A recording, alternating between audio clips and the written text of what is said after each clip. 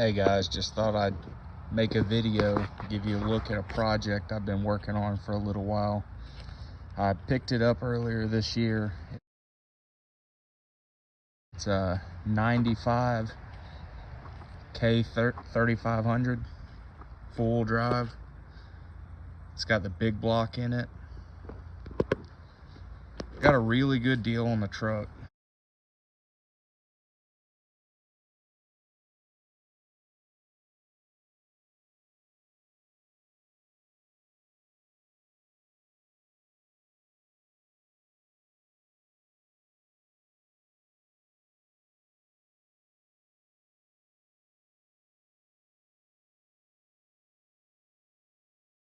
I mean, it's not the cleanest, but it's pretty much rust free.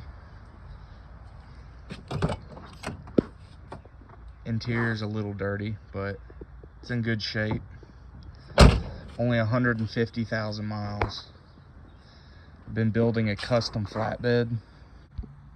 Here's the custom flatbed I've been working on. I bought the bed mostly made, well, at least the skirts. There was no deck, there was no fenders, no bumper. But I bought, oh, there was also no headache rack, but I bought the, basically the frame and the skirts already made. It was off of a Dodge. The guy had a welding rig. But it was cheaper for me to buy this bed and modify it to fit this truck and fix all the rusted stuff and totally rebuild it than to just build it from scratch. I paid $500 for the skirting and a basic frame, and the 3/16 plate would have run me about $800.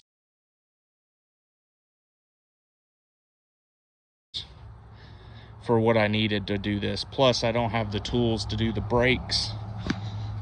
Like up here at the front, it's broke over and rounded. Matches the truck cab, kind of. But I bought heavy gauge trailer fenders. Just cut them to fit.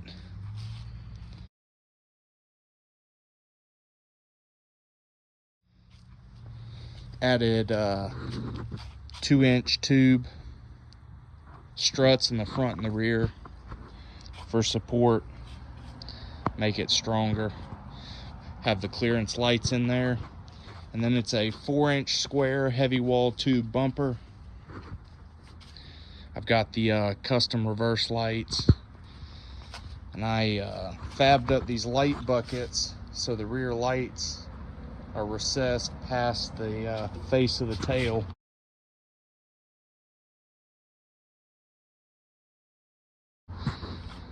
So they don't get knocked out. I haven't decided if I want to put a screen over them or not. I think it looks pretty good the way it is, with the headache rack all lit up and everything.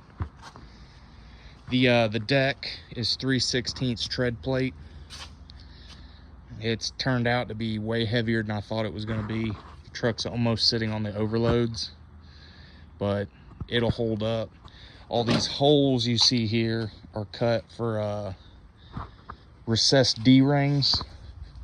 I'll probably post another video of how I did that, but they'll be completely smooth on the surface, and I'll have a 6K D-ring welded into the deck.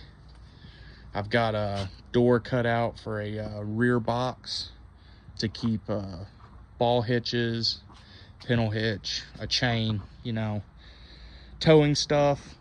And then I haven't cut them in yet, but in these back corners, right about here, there's going to be about a 1.5 cubic foot dry box to keep straps or whatever else.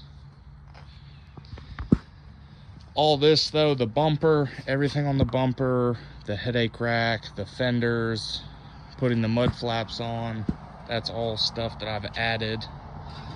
Nothing is final welded, of course. It's still being mocked up and toolboxes made, but it's turning out pretty decent. All right, I'm in the truck to show y'all the interior. It's a little dirty because I've been driving it and working out of it. But for the most part, I would say it's probably a 7 out of 10.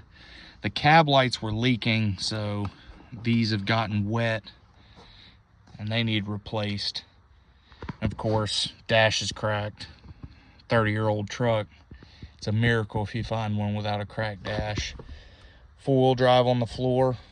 I despise the push-button four-wheel drive.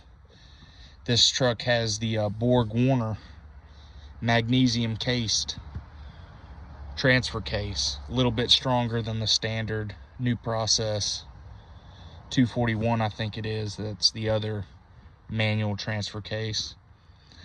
You can see only has 159,000 miles. Cranks right up. Really haven't done anything to the engine. I changed the radiator and added a battery because the battery was dead, but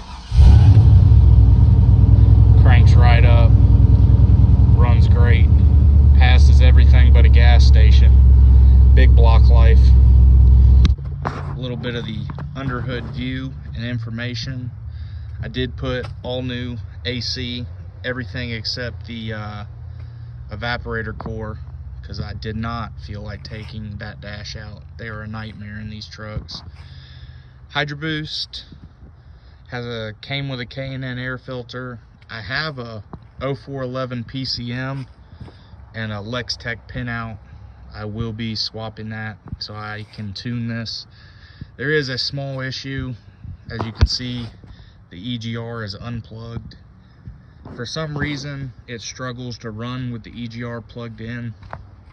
I assume it's either the EGR valve or something electric, but we don't need that where we're going. Well, that pretty much wraps up this overview.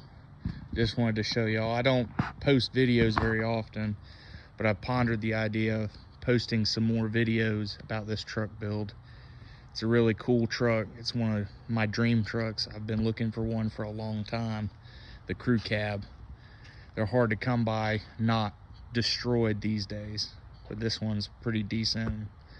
I think I can make something decent out of it.